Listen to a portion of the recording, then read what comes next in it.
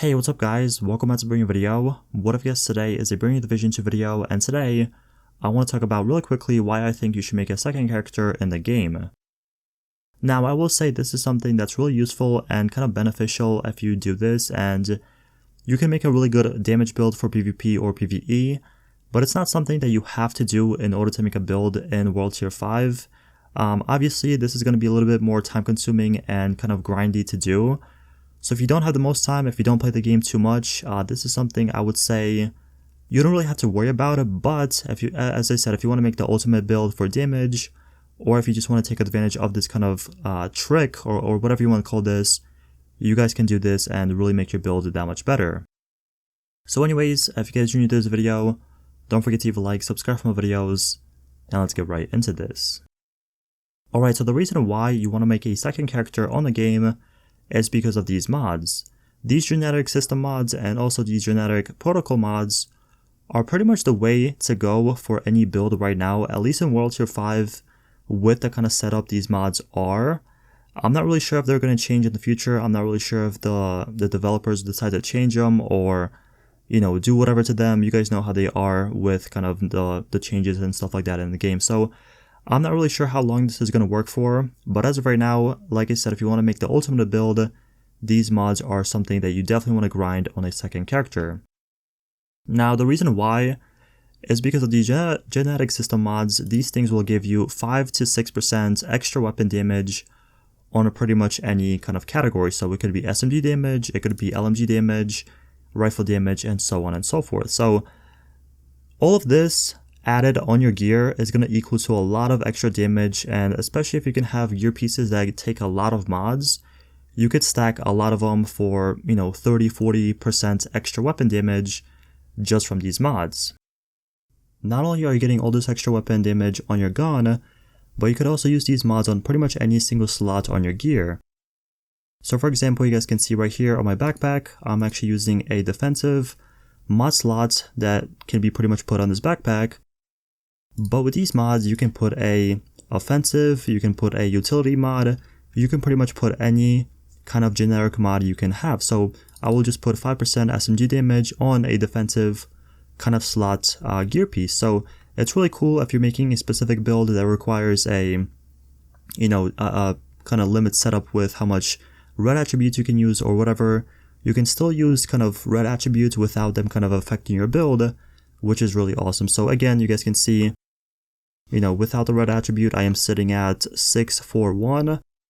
When I put a red attribute on my defensive backpack or my defensive kind of mod slot backpack, I go up to a 651. So it still counts as a defensive one, even with a offensive kind of mod, which is really cool, really nice. Again, if you're making a specific build, this is something you can really take advantage of and kind of play around and work with your build and your setup a little bit easier.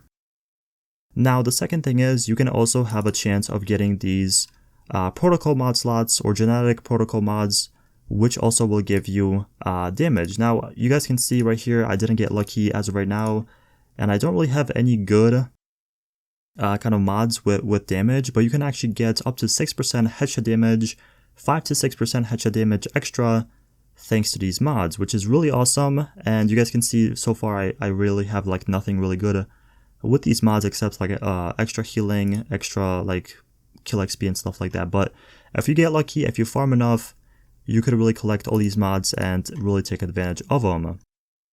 Now I would say you want to go for the blue mods. They will be kind of the best in-slot option because they will roll only one attribute and it will be the highest, again, 5 to 6 extra weapon damage or headshot damage, whatever it is. So the purple mods are pretty good as well, I would say. You guys can see I have weapon damage right here, optimal range, but, you know, since it's 2 attributes, they will be a little bit lower, and that's that. So the blue ones is what you want to go for.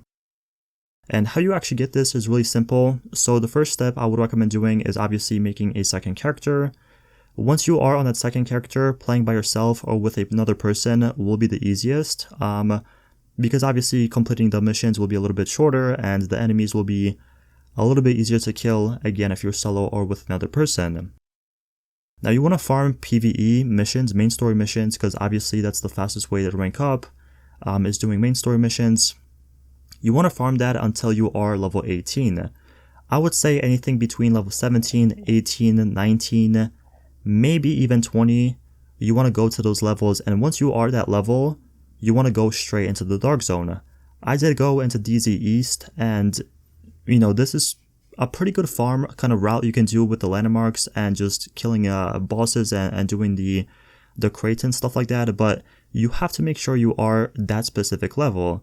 You can go a little bit higher, you can be like 22, 23, 24, 25, but you will get more kind of drops of purple and gold drops in the DZ, which is something you don't want because obviously your main kind of focus is the blue mods and you want to get as many blue drops as you possibly can.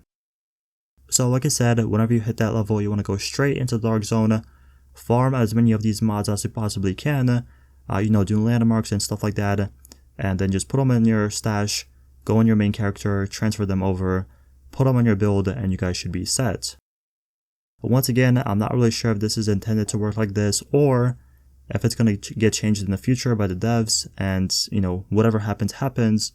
But as of right now, if you want to make a really good damage build, or just build in general, this is a really nice kind of trick, or kind of system you guys can use to get these mods and, benefit your build. So yeah, that'll be it for the video. Thank you all so much for watching. If you guys have any questions, let me know in the comment section below.